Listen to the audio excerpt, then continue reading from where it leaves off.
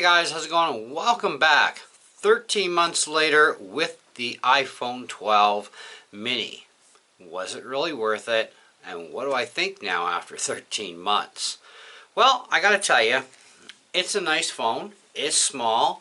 It's very retro because, as you know, we have that old blocky design back, kind of like the old iPhone 4s, 5s, and SEs and so on, right? So, and we do have nice color on the back for a change, and it's in blue, which is one of my favorite colors. So anyways, it does have an OLED display on it as well, dual 4K cameras, but I think we should cut over to the screen recording and go through all the specs with this thing, and I'll tell you my entire set of feelings and whatnot over using this thing as a daily phone, among other things I use it for over the last 13 months. Sound cool? Alright, let's cut over to that screen recording. Apple Canada website, so obviously I live in Canada, so hey, Canadian prices.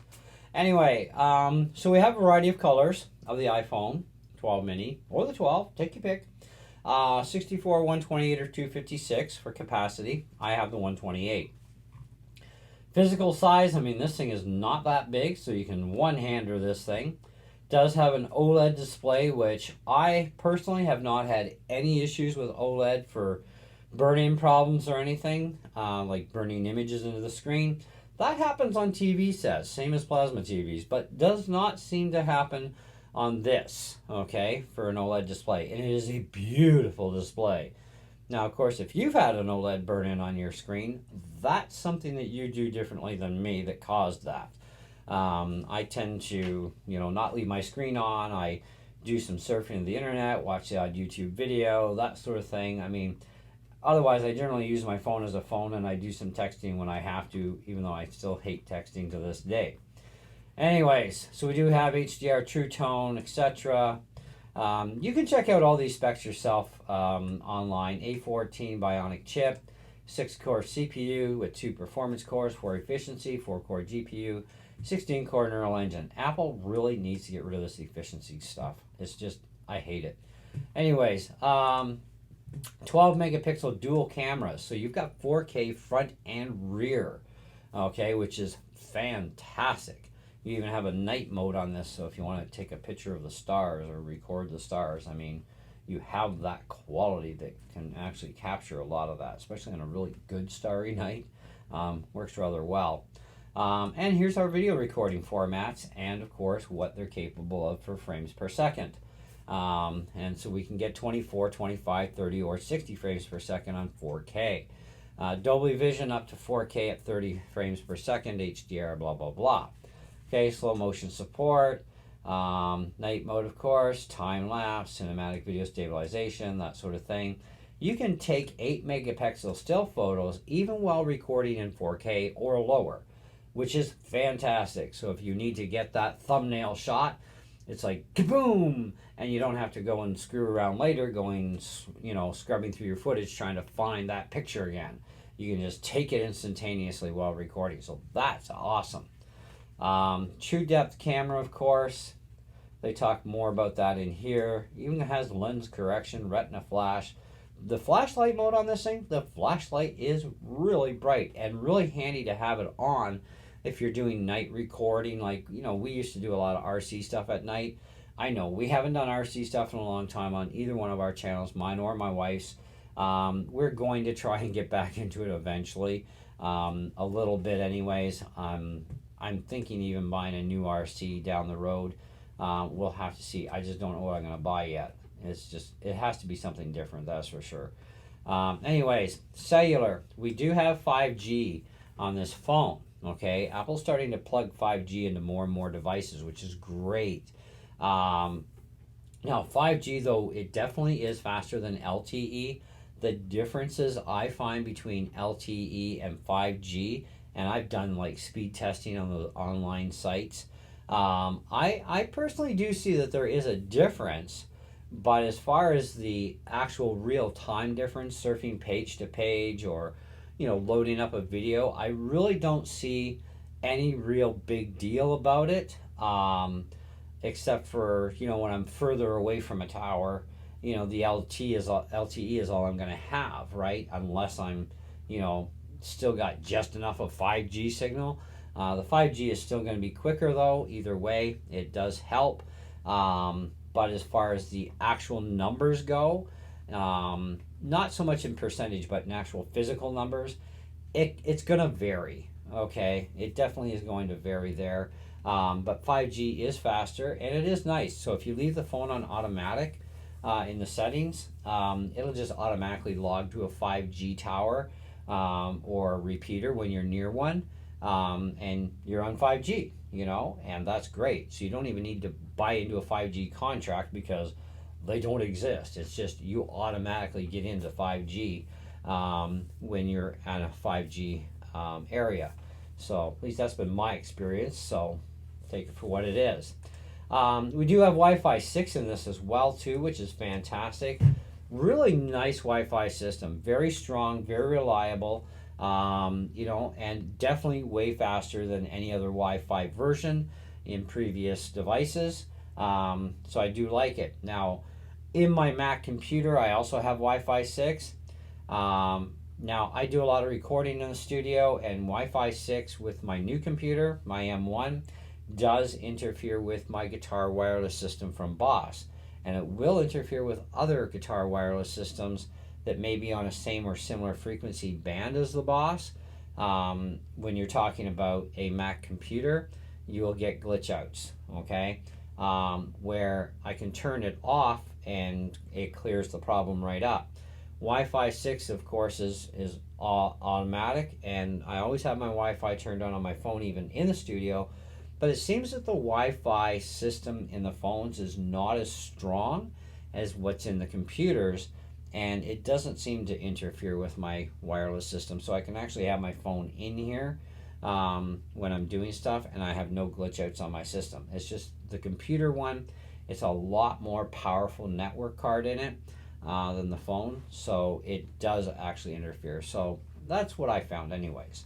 Card reader mode, express cards with power reserve. So if you flatline your battery, basically you're dead, you can't talk to anybody else or do squat, you still have reserve power for your express card features that you use for whatever kind of pay passes or whatever you're involved with that sort of thing. And we do also have NFC with reader mode too. GPS, video calling, FaceTime. We do have Face ID as well. Kind of useless during this pandemic, but you can always turn it off if you want to and just sign in with your passcode, or just bypass even that and just go flick and it's on. Yay! So I don't even bother with my passcode. My phone is always with me, and if it's not with me, it's generally at home because I have an Apple Watch.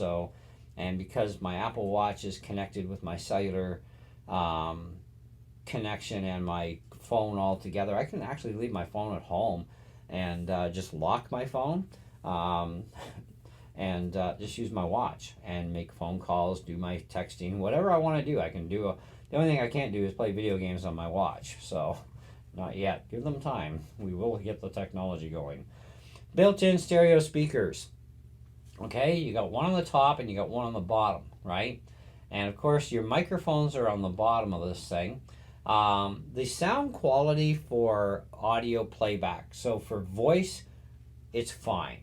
Okay, for hands-free, it's loud and it's fine and it's clean. For music, forget it. You don't want to listen to music through these speakers. It'll drive you nuts and it'll give you a headache. Okay, it's very piercing, I find. Unless you lower the volume a lot, then I guess you might be okay, but then you got to try and hear it. Anyway, video playback, streamed or regular playback, audio playback, they have their rated power times. I would say that these are probably somewhere about 86, 87% accurate in their numbers. Nothing's 100%, of course, because it's also going to be based on the battery health of your battery. My battery health is currently at 87%, and I can still make it through an entire day with my phone and have lots of power left over. Some days I have less than others. Depends on how much I'm using my phone during the day. But I also quit playing video games on my phone, even cheesy ones, because even a cheesy game unless it's solitaire, which I don't like anyway. Um, the games are really super hard on batteries. You know, it's a lot of processing power, a lot of video power to play games. So, you know, keep that in mind that if you like to play games on your device, you're going to be recharging your phone probably 10 times a day, especially kids. They're really bad for it. Anyways, lithium ion battery. So, definitely a very safe battery over lithium polymer batteries. Never had issues with these batteries. I've taken them out and they've been actually swelled up a little bit, but I've never had one explode or seen one explode. So, lithium ion kind of rules. Anyways, MagSafe wireless as well. 15 watts on MagSafe. QI wireless charging up to 7.5 watts. You do have that optimized charging system as well. It takes a lot longer to get your phone back up to 100%, but it's also better for your battery. Because the one thing I would like to caution you on is if you fast charge a battery too often, you will burn it out pretty quick. Okay, it's not going to last you.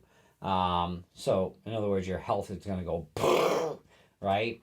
It'll tank on you. I prefer slow charging a battery because that's the way you do it. Even in cars, you slow charge a battery if you have to recharge the battery with a separate charger because your battery went dead. Slow charging definitely will give you longer years out of your battery. I'm going on 5 years, I guess, almost with our car with a battery. Normally, you do a battery every 2 to 3 years in a car.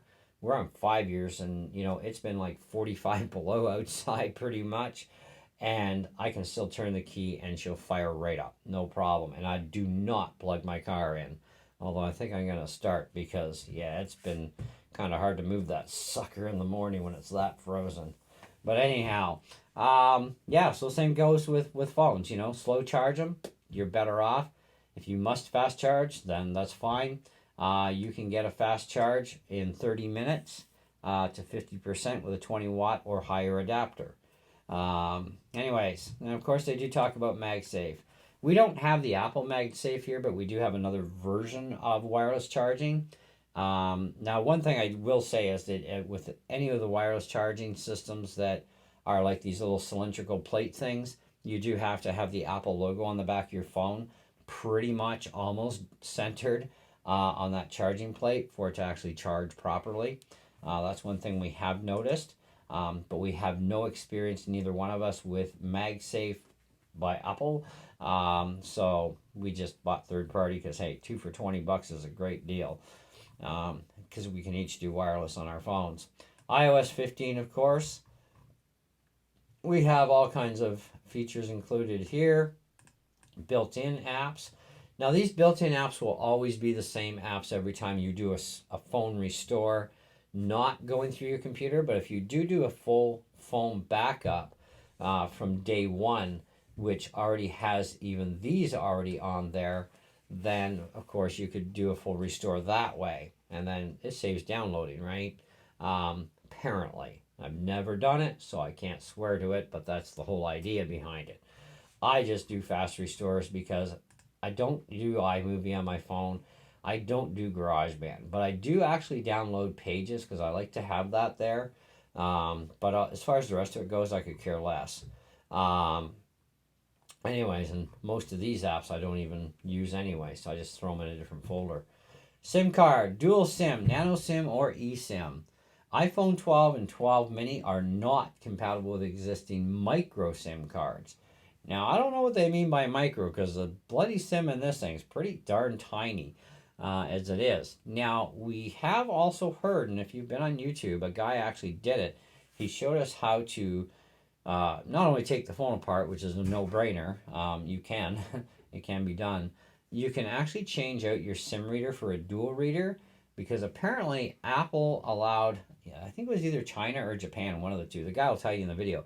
You can order the parts online though yourself and do it yourself and have dual SIMs in this thing with 2 separate couriers if you want.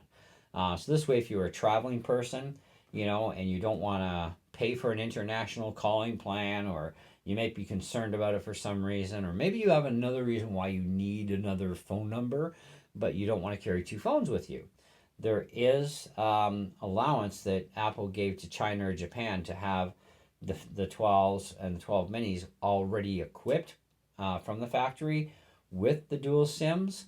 So you can put two in there and have two different couriers. But for Canada and the US and the rest of us, we got screwed on that deal, right? But you can get the kit and do it yourself, and it's 100% perfect. Okay, it does not take you long to do it, but you'll definitely need a new adhesion kit for your screen when you do it. So you'll need a screen re-adhesion kit. Anyways, that or Gorilla Glue it back together and never take your phone apart again, which would kind of suck. So do it the right way. Use the adhesion kit, okay? Anyways, we have all these other things here, system requirements for, your Apple ID, that sort of stuff. You guys know how this jazz goes, right? So what's it cost to buy these suckers? There's a good question. So if we're looking at a 12 mini, we start at $800 or $33.29 a month. Apple does have payment plans for their phones and iPads, which is great. So I think the next time I buy, I'm going to just go direct to Apple instead of through my courier and save some money. But we can get purple, blue, green, white, black, or red is called product red. Every iPhone 12 product red purchased now contributes directly to the Global Fund to combat COVID-19. Now, of course, let's pick blue. That's my color, right? Could be your color too. Who knows? The 64 gig model is $800. You're going to pay $869, so an extra $71 to go to a 128, which is what I have. Do you have a phone to trade in? Yes or no? And if you do, well, then you can actually find out what your old phone's worth. And they go through a lot of information, get your condition of your phone, and tell you what it's worth. And then you can save some money. You can also get 256. Now, here's my thing here. Given you have dual 4K cameras on this thing, okay, and if you want to cut 4K footage, do not buy the 64 gig model. It's going to be a pain in the butt. I have a 64 gig iPad Air 4, which has the 4K cameras. And yeah, you can't do a very long video and still have other programs on this thing. So I actually had to minimalize set up this iPad. Now I have two iPads. I have a 7th gen, which is loaded to the hilt with programs, whereas this iPad is very minimal setup, so I can use the 4K cameras in it to do some 4K stuff. Although it is a real pain in the neck to do any kind of 4K for me in the studio with this thing. I definitely need a DSLR camera. Anyways, so that's another thing to consider here. You do need storage space. So I would definitely recommend either the 128 or the 256. If you're a basic to little bit into the mid-tier kind of person for 4K stuff, or the really high-end 1080p even, then definitely go for the 128. I think you'll be okay as long as you're not loading the snot out of it with other programs too. Or definitely if you're that or higher leveled kind of person for 4K, go for the 256 gig version, because then at least you're going to have a ton of space. Because remember, you're always going to get OS updates too, or iOS in this case, and we're actually one update behind right now. And Apple just released some new goodies for us, even on the iPads, to go with our Macs. And it's like, I'm going to like that feature. We'll talk about that in another video once I get my stuff re-updated again. Anyways, it is Lightning port too, but it's USB-C to Lightning cable. But you can use a Type A to Lightning cable if you want. It doesn't matter, because the bus on this thing is Lightning to the phone regardless.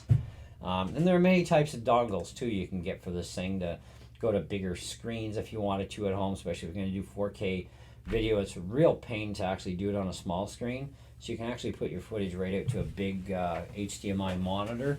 That is not a problem at all. So, what do you guys think? I think it's still a great phone, and I'm quite happy with it, although I will say this. I've got about 10 plus months left of my contract, and then once that's up, I'm turning in the phone, because I'm not paying the extra $400 buyout to own it in the end, and I do want a change of phones. So I'm not sure if I'm going to go after an iPhone 13 or whatever else is new at that time at the end of the year. because I have till January of next year actually is when it actually officially ends my contract. But I can't justify spending what I have spent already and then an extra $400, just to own the phone. Now, if it would have been a zero contract with no buyout at the end, I would be keeping the phone and I would just rip the screen off and put a new battery in next year. Okay, because by then I'm probably going to need one. Right now I'm at 87% health, so I'm still good. But because of the buyout at the end with my courier, I thought, you know what, for all the money I've spent, it's a great phone and everything, but even I like to upgrade my phones, so I'm not sure what I'm going to go for next. But I'm definitely not going to get involved in another contract where I have this enormous buyout at the end. It's just ridiculous, because even these things depreciate in value either way. Anyways, so that's what we got. And if you don't like the mini, you got the other one too with the 6.1 inch display. So you can take your pick from the two of those if you like, or find something else different. I'm just talking about this one today. But anyways, my thoughts and feelings. I think in the overall, I would definitely have to put this, at least for me anyway, I would definitely have to rate this in the good old 4.5 out of 5, real super easy, which I think is about the same rating I gave it on my main review too, if I remember correctly. But that's where I am at actually. Even after 13 months, it's been a fantastic phone. It's not let me down. I've had no problems with it. Even being out in the country here, I'm sitting in the studio right now doing this video, and I'm at 2 bars, which, for living out in the country, that's pretty impressive for being in my studio, because any other iPhone I've had previous to this one, it didn't do as well. I come into the studio and it's like no service, or I might get the odd time I get a bar. This thing is really steady at 2 bars. I can now sit in here with this phone all the time, and I have been. Slam it down on the table, yak with my buddy. Previous to this, it'd be like I drop my calls. I need to come in and do some internet surfing with them or whatever, or with a friend or whatever on the phone. And it's like it cuts off, drops the call. So it's like, we have a bell line as a backup system. So I'd been using just that, instead, because the phones were useless in my room in here, right? But this one, fantastic, 2 bars, and I rarely get a dropped call, which is great. So it's definitely a really good phone, especially if you do live out in the country like we do, because we are literally about 11 kilometers from the nearest tower, and we are down in a valley to boot, right? And so we're actually quite impressed. And even sometimes my phone and my iPads actually surf better than our Rogers Rocket Hub, which the hubs are pretty powerful, but it seems that our cellular systems in our phones and our iPads are actually doing much better at times. Anyways, that's what I got for you guys. So thanks so much for watching, checking out this update video. That's the last you're going to hear about this phone. But I thought might be a good idea to give you guys an update when I think of it after all of this time with it. So let me know what you think in the comments below. And hey, we'll catch you on the next one. See ya.